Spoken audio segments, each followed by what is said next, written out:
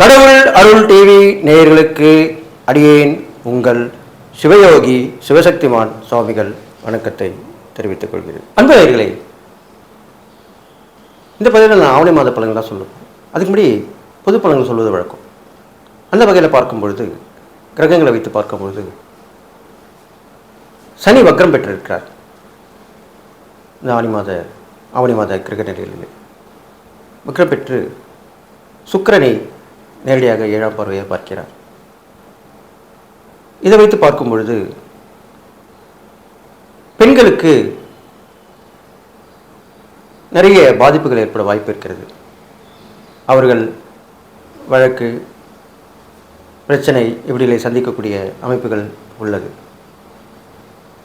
நீதி, நேர்மை, நியாயம் இந்த காலகட்டத்திலே சற்று தளர்த்தப்பட்டு உரிய நியாயம் கிடைப்பது கொஞ்சம் கடினமாக தெரிகிறது. எனவே மக்கள் எல்லோரும் கவனமாக இருக்க வேண்டும். வீண் வம்புக்கு செல்லக்கூடாது. யாரையும் விமர்சித்தல் கூடாது. எங்கு எப்படி நடந்து கொள்ள வேண்டும் என்று தெரிந்து பழக வேண்டும். இதில்லாமல் கண்டிப்பாக காற்று, அதிகமான காற்று வீசும், சூறைக்காற்று என்று சொல்லலாம். ஆங்காங்கே நிலச்சரிவுகள் ஏற்படும், நில அதிர்வுகள் ஏற்படும். இதில்லாமல் விபத்துக்களை மக்கள் சந்திக்க நேரிடும். அதிலே வான்வழி விபத்துக்கள் அதிகமாக இருக்கப் போகிறது. அதில்லாமல் நீரில் வரக்கூடிய விபத்துக்களும் அதிகமாக இருக்கப் போகிறது. சாலை விபத்துக்களும் இருக்கத்தான் செய்யும். இதில்லாமல் அரசாங்கம் மக்களுக்கு நல்லது செய்ய வேண்டும் என்று நினைக்கும். ஆனால் பலவித தடைகளை சந்தித்து மக்களுக்கு தகுந்த நேரத்திலே அந்த சலுகைகளை தர முடியாத சூழ்நிலை இந்த ஆவணி மாதத்தில் ஏற்படும். பின்னர் கிடைக்கும், ஆனால் இப்பொழுது இல்லை. எனவே இந்த மாதிரியான பொதுவான விஷயங்கள் இந்த ஆவணி மாதத்திலே நடக்கப் போகிறது. இதையெல்லாம் கவனித்து நாம் இறை வழிபாடை செய்து நமது குலதெய்வம் இஷ்டதெய்வத்தை வழிபட்டு உலக மக்கள் அனைவரும் அமைதியாகவும் சேமமாக இருக்க வேண்டும் என்று சொல்லி, போரும் சற்று விஸ்தரிப்பாக இருந்து பெருசாக வராது, வந்து போகும். மேசராசி நேயர்களே, உங்களுக்கு உண்டான இந்த ஆவணி மாத ராசி பலன் தான் சொல்ல போகிறேன். ஆவணி மாதம் எப்பவுமே ஒரு சுபகாரியத்தை நடத்தக்கூடிய மாதமாக தான் விளங்கப்படுகிறது. ஏனென்று சொன்னால், ஆடி மாதத்திலே இறை வழிபாடு செய்வோம், பரிகாரங்கள் செய்வோம். அதனுடைய பலனாக ஆவணி மாதத்திலே திருமணமாகாத திருமணமாகும், உத்தரவாகம் கிடைக்காத உத்தரவாகம் உண்டாகும், வேலை கிடைக்காத வேலை கிடைக்கும், தொழில் வியாபாரம் செய்பவர்களுக்கு வீழ்ச்சியிலிருந்து மீண்டு வருவார்கள். இதெல்லாமே நடக்கக்கூடிய மாதம்தான் ஆவணி மாதம். நிறைய பேர் வியாபாரம் பண்ணுறவங்களுமே சொல்லுவாங்க, ஆடி மாதம் போட்டும்பா, அப்போ தான் எனக்கு அதுக்கப்புறம் தான் சரியாக வரும். இப்படி தான் நம்ம சொல்ல கேட்டிருக்கோம். அந்த வகையில் இந்த ஆவணி மாதத்திலே மேஷ ராசிக்காரர்களுக்கு அஸ்வினி, பரணி, கிருத்திகை 1ஆம் பாதம் இந்த நட்சத்திரம் பிறந்தவர்கள் மேசராசிக்குரியவர்கள். இந்த மேசராசிக்கு உண்டான பலன் என்ன என்று பார்க்கும்பொழுது, உங்கள் ராசிக்கு 3ஆம் இடத்திலே செவ்வாய் பகவான் இருக்கிறார். ராசியாதிபதி. தைரியம், துணிஞ்சு செயல்படுவீங்க, வெற்றியை நோக்கி செல்லுவீங்க. எது வந்தாலும் பார்த்துக்கலாம் அப்படின்னு ஒரு நினைப்பு இருக்கும். இதெல்லாமே கண்டிப்பாக இருக்கும். ஆனால் 4இல் உள்ள குரு சற்று உங்களை மந்தப்படுத்துவார். நட்பு உறவுகளை சற்று தற்காலிகமாக பிரித்து வைப்பார், அல்லது அவர்களுடன் கருத்து வேறுபாடுகளை ஏற்படுத்தி தருவார். ஆனால் வீடு விஷயங்கள், வாகன விஷயங்களிலே சுமூகமான போக்கை தருவார். அது என்ன சுமூகமான போக்கு? வீடு கட்ட முடியாமல் வந்திருப்பீங்க, பாதியில் நின்று போயிருக்கோம், திடீர்னு ஒருத்தர் வந்து உதவி பண்ணுவார்,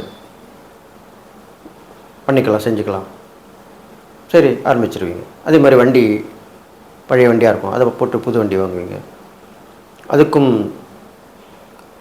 உண்டான வாய்ப்புகள் வந்து சேரும். உடல் ஆரோக்கியமே கொஞ்சம் மேம்படும்.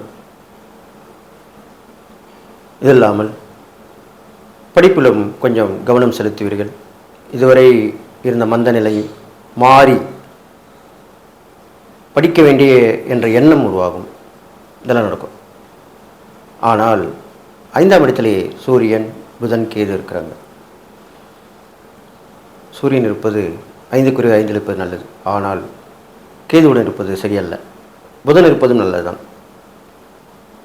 புத ஆதித்ய யோகத்தையும் ஏற்படுத்தி தருகிறார்கள் 5ஆம் இடத்திற்கு உண்டான பலன். அப்போது முன்னோர்கள் வழிபாடு செய்த இந்த மாதத்தில் நீங்கள் மேஷராசிக்காரங்க கண்டிப்பாக அவங்கள ஆசீர்வாதம் கிடச்சி நல்ல நல்ல பலன்களாகவே நடக்கும். அரசாங்க சலுகைகள் கிடைக்கும். அரசாங்கத்தில் பதவி உயர்வு, பொறுப்புகள் வந்து சேரும். ஏன்னா சிம்மத்தில் இருக்கிறனால மேஷராசிக்காரங்களுக்கு நடக்கும். 5ஆம் இடம் இல்லையா, நம்ம மனசில் நினைச்சுன்றது நிறைவேற்றக்கூடிய காலகட்டமாக இது விளங்குகிறது. அடுத்ததாக 6ஆம் இடத்திலே சுக்கிரன் நீசம் பெற்றிருக்கிறார். பெண்கள் பழக்க வழக்கம், பெண்களிடம் வாக்குவாதம் செய்வதை தவிர்க்க வேண்டும், கொடுக்கல் வாங்கலை தவிர்க்க வேண்டும். இதெல்லாம் பார்த்து பண்ணணும். செய்யலாம், கவனமாக செஞ்சு கவனமாக பண்ணணும். இது பண்ணிட்டு வரணும். 11ஆம் இடத்துல ராகு நன்மை தான் செய்வார். திடீர் யோகத்தை கொடுப்பார். திடீர் அதிர்ஷ்டங்களை சில நாட்கள் தருவார். திடீர்னு எங்கேயா போவீங்க, எதனா ஒருத்தர் மீட் பண்ணுவீங்க. அவர் மூலிமா நீங்கள் தொழில் வியாபாரம் பண்ணுறது இருந்தால் அவர் மூலிமா நல்ல உதவிகள் கிடைத்து முன்னேற்றம் உண்டாகும். வக்கரம் பெற்ற சனி 12ஆம் இடத்துல இருக்கார். 12ஆம் இடத்துல இருந்தாலும் அவர் 11ஆம் இடத்துக்கு உண்டான பலனையும் சேர்த்து தருவார். வக்கரம் பெற்று இருப்பதால் இந்த 7.5 சனி காலகட்டத்திலிருந்து சற்றே தப்பித்துக் கொள்ளலாம். சனி பகவானாலும் நன்மை நடக்கும். விரும்பியிருந்த இடமாற்றம் ஏற்படும். மேல் படிப்பிற்காக அல்லது உத்தியோகத்திற்காக வெளியூர் வெளிநாடு செல்லும் யோகம் கண்டிப்பாக நடந்தே தீரும். இந்த ஆவணி மாதத்தில் எல்லாமே மேஷராசிக்கு நடக்க போகுது. அதுதான் அப்படி சொல்லியிருக்கேன். இதற்கெல்லாம் மகுடம் வைத்தால் போன்று ஒரு முக்கியமான மாற்றம் ஏற்படும் மேஷராசிக்காரங்களுக்கு. அது அந்த வாய்ப்பு ரொம்ப இப்போ அதை நாம் தவிர்க்கக்கூடாது என்று சொல்லியிருப்பார்கள். காற்றுள்ள போதே தூற்றிக்கொள், அப்படி தான் சொல்லியிருக்காங்க பழமொழி. அந்த வாய்ப்பை பயன்படுத்துபவருக்கு இந்த ஆவணி மாதத்திலே மேஷராசிக்காரர்களுக்கு நன்மை நடக்கும். புதியதொரு வாய்ப்பு கிடைக்கும், ஒரு சந்தர்ப்பம் கிடைக்கும், ஒரு உதவிகள் கிடைக்கும். எப்படி வேணால் எடுத்துக்கலாம். இதெல்லாமே நடக்க போகுது. அடுத்ததாக உங்கள் ராசியாதிபதி செவ்வாய் பகவான். செவ்வாய்க்கு முருகர் அதிதேவதை. முருகப்பெருமானை செவ்வாய், சஷ்டி, கிருத்திகை இந்த மாதிரி நாட்களை வணங்கி வழிபட்டு வர வேண்டும். அவருடைய மந்திரங்கள், ஸ்லோகங்கள் இதெல்லாம் படித்து வர வேண்டும். முக்கியமாக நீங்கள் பயணங்கள் செல்லும் பொழுது கண்டிப்பாக படித்து வர வேண்டும், அல்லது காதில் கேட்டு வர வேண்டும். ஹெட்ஃபோன் போட்டால் காதில் கேட்கும். ஹெட்ஃபோன் போட்டு பாட்டு கேட்டுன்னு போகிறோம், ஏதோ கேட்டு போகிறோம். இந்த மாதிரி விஷயங்களை கேட்டால் பயணமும் எளிதாக இருக்கும், பயணத்தில் பாதுகாப்பும் உண்டாகும். அடுத்ததாக தான தர்மங்கள் என்ற வகையிலே பார்க்கும் பொழுது இந்த ஆவணி மாதத்திலே சுபகாரியங்கள் நடக்கும் என்று சொல்லியிருக்கிறேன். அதற்கேற்றாற் போல ஏழ்மையில் வாடும் ஆணுக்கும் பெண்ணுக்கும் தான தர்மம் செய்யலாம். துணிமணிகள் வாங்கி கொடுக்கலாம் வசதி இருந்தால், அல்லது உணவு நீர் கொடுக்கலாம்.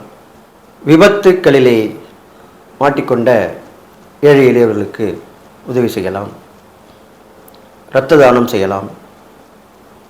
மேஷராசிக்காரங்க ரத்த தானம் செய்கிறது ரொம்ப ரொம்ப விசேஷம். ஏழை எளியவர்களுக்கு இல்லாதவங்க தான் இல்லை, நம்ம நட்பு வட்டாரத்தில் உறவு வகையில் யாருக்கு ரத்தம் தேவைப்பட்டாலும் உங்கள் ரத்தம் பொருத்தமாக இருந்ததுன்னா கண்டிப்பாக நீங்கள் கொடுத்து அந்த புண்ணியத்தை பெற்றுக்கொள்ளலாம்.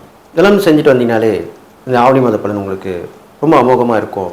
முருகர் கோயில்களுக்கெல்லாம் சென்று அங்கே தீர்த்தம் இருந்தால் குளம் நீர்த்தமாடி வழிபட்டு வெளியில் வரும்போது தானதம் செய்து வர வேண்டும்.